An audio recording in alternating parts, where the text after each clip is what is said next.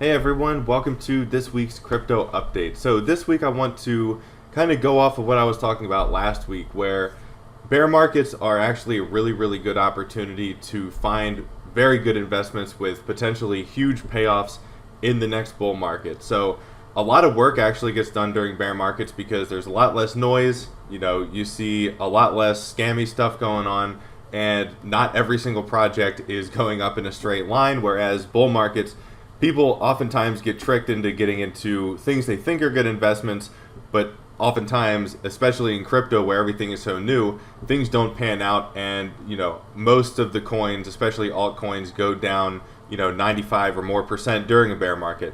So we've gotten through most, if not all, of this of the downside, I believe, at this point, and I think that probably within the next 6 months or so, we're going to start to see things move back up, and at least a little bit. I think that again, the bottom might not be in for Bitcoin, but if it is, I don't think it's going too much lower than it already has. So either way, it's a really good time to kind of set your sights on what you want to get into before the next bull market gets here, and I think we still have some time to do so. So each week, probably for at least 3 or 4 more weeks, I want to get into a topic that I believe is going to be a big narrative in the next bull market, and that could really see some high payoffs, even like 50 to 100x off the bottom of the bear market for some of these coins. So this week, I want to start by talking about how DeFi, and this is the equivalent of the last bear market, DeFi was being worked on. A lot of it was still kind of in stealth mode, but there were a couple of coins in the 2017 bull market that I think kind of flew under the radar. I wasn't too aware of them at the time, but there was ETHLend, which is now Aave. There was Havin, which is now Synthetics, both of which have changed their products for the better dramatically since then. There was also Loopring, and a lot of other DeFi coins have come about since that bull market. But in the bear market, I think that DeFi was actually the thing that kicked off the bull market in 2020. And the summer of 2020 in crypto was known as DeFi summer. That's when Compound had their big token launch. That's when Uniswap had their big airdrop.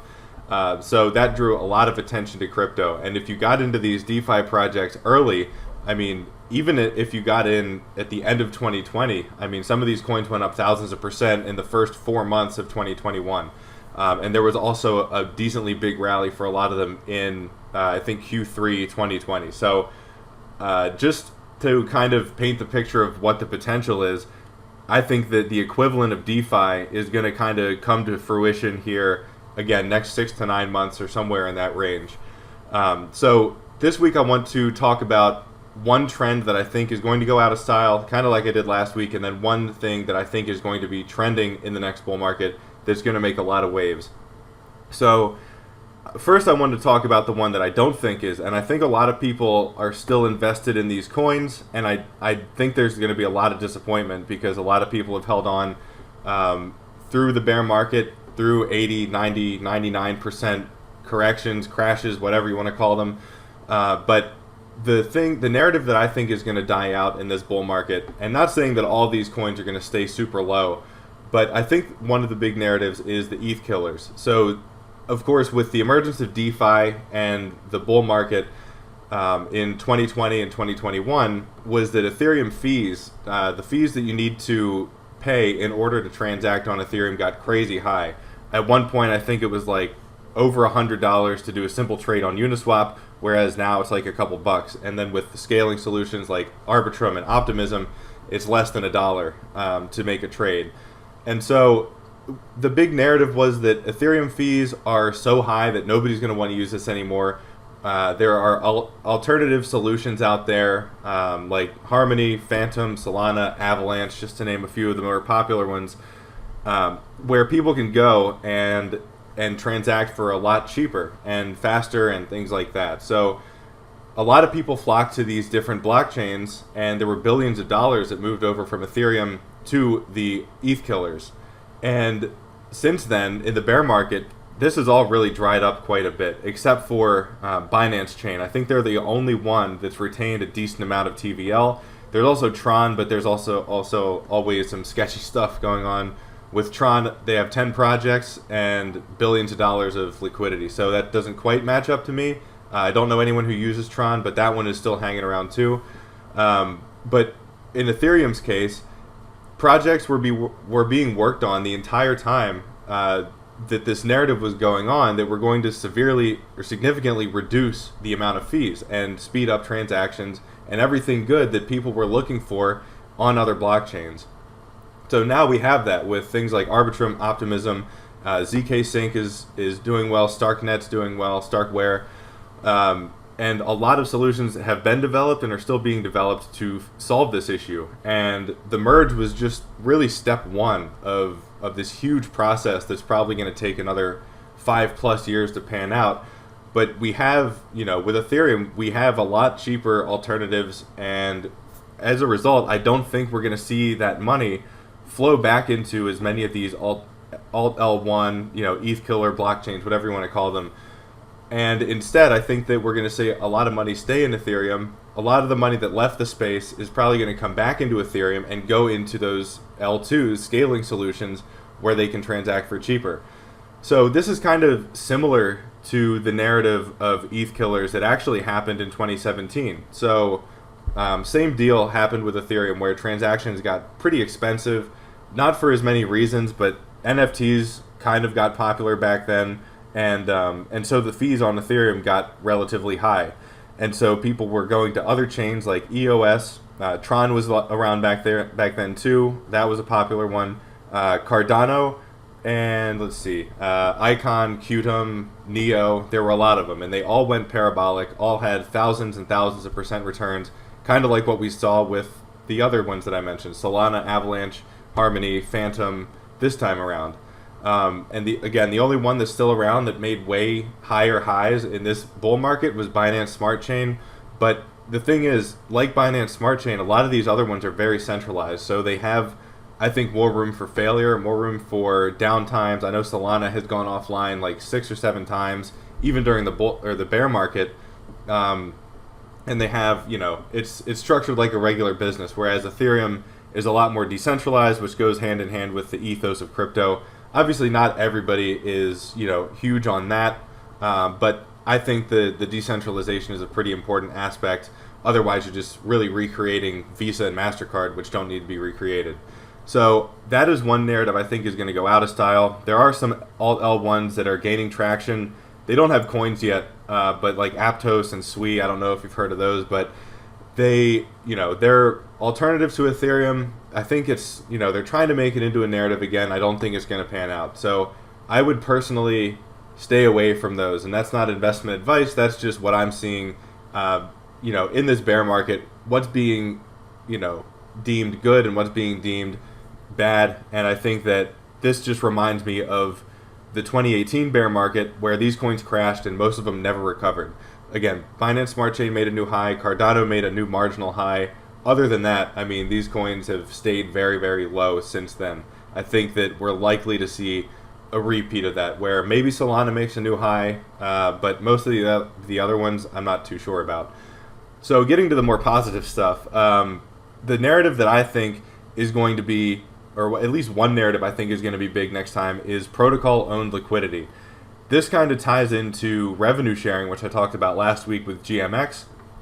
So protocols that own their own liquidity, basically what that means is, instead of like outsourcing liquidity, meaning getting users of crypto in general to provide the liquidity for your exchange or your treasury or whatever, instead of doing that, you get the public really to kind of fund your own treasury. And one area of this that I think is interesting is treasury management. So a lot of these DeFi projects have treasuries. The decentralized autonomous organizations, or DAO for short, are kind of like the group, the corporate structure that's not exactly corporate structure, but really it's the name of the group that is behind these projects and that oversees the governance and things like that. They have done a horrible job of really managing their treasuries, and that has come to light in the bear market too, because if you've got $20 billion in your treasury during a bull market, and then your coin falls 90%, then if you're all this in your treasury is your own token, and that's down 90%, suddenly your treasury has dropped from $20 billion to $2 billion, and you have not nearly the amount that you did before to fund your operations and grow your protocol and do things that you necessarily thought you could have were like a sure thing just like 6 months ago. So treasury management, I've seen so many things about that, how there are these new teams coming up to kind of consult with treasuries of DAOs and DeFi projects and whatever else to help manage their treasuries. So if you have a protocol-owned liquidity project, that just means that the project goes out and tries to get money from investors to put into their treasury, and then they can manage their treasury how they see fit in a much better way, and they also have their own liquidity, which means instead of mercenary capital going around putting their money into from project to project, whoever is managing or whoever is offering the highest returns through interest payments, which is also diluted for the tokens, instead of going that route, which is really uncertain because, again, in a bull market, people were pretty ruthless with putting their money only where the highest returns were offered. Instead of dealing with that as a project, if you don't want to offer crazy high returns, dilute your token, have capital that's there 1 minute and gone the next, you would want to gear things towards having protocol-owned liquidity, which, again, means you own your own treasury, means you own your own liquidity, and you can have a relatively liquid token in general, which is important because if it's illiquid, you're not going to get the big buyers because they would move the price too much. So one of the projects that I see that is really interesting is Olympus DAO, and this one was kind of popular towards the end of the last bull market, and also pretty controversial. So the way that they generated their own liquidity was that they wanted to be the reserve currency of crypto, which is obviously a huge goal. Some would say unattainable, but it's been very interesting to watch them progress because the first thing that they did was basically make a crazy high interest rate. I think it was like over 10,000% that you would be able to earn in their OHM token. So the ticker is OHM. It's still around right now. But that was to kind of get liquidity in there. So essentially what they did to begin with is you could trade your DAI, the stable coin, for OHM at a discounted price. So say OHM was trading at $1,000. You would be able to buy OHM for like $950 per coin if you gave them your DAI. And then that DAI would go into their treasury. So that's how they raised money. And that's how protocol-owned liquidity works. You need to have some kind of gauge for getting people to essentially give you their money.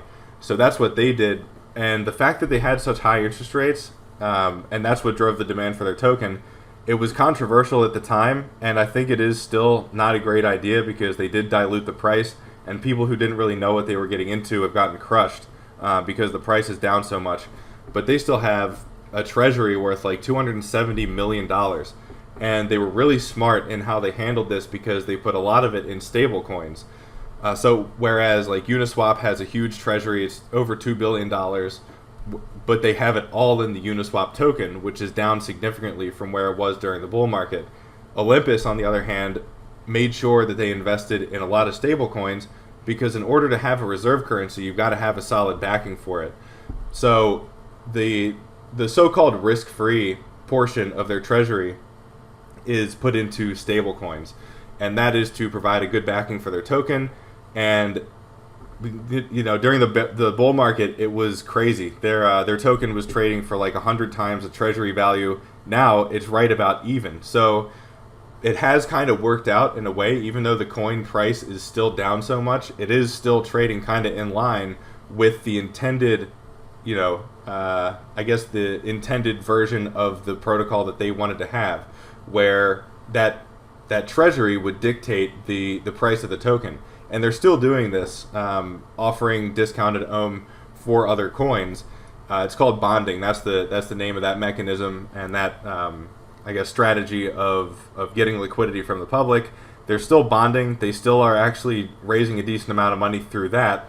And again, they still have one of the biggest treasuries in DeFi, which is pretty impressive considering pretty much all of their treasury came from outside sources, and they were able to get the money in a position where they own it, and they were also able to benefit holders of their token.